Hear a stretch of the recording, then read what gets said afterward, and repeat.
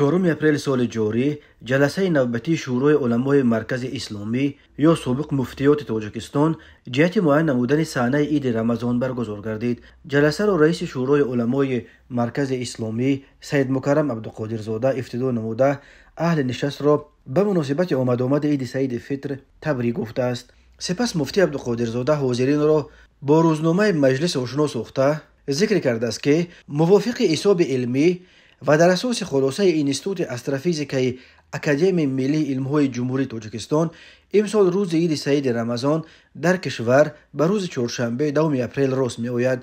این چنین طبق قرار شورای علما نماز عید در تمام مسجدهای جمهوری صبح 2 اپریل ساعت 6:30 معین کرده شده است.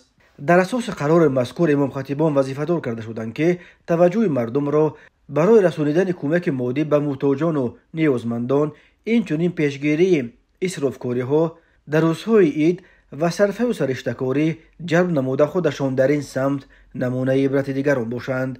تقریبا 92% از بیش از 10 میلیون اهالی تاجیکستان را مسلمانان تشکیل می‌دهند. بنا به خبرهای دریافته امسال عید در اکثر کشورها روز 2 اپریل تجلیل می شود، ولی در شهر مسکو که 10,000 از مهاجران تاجیک در آنجا کار و زندگی میکنند به مسلمانان توصیه دادند که امسال نماز عید را در خانه هایشان بخوانند.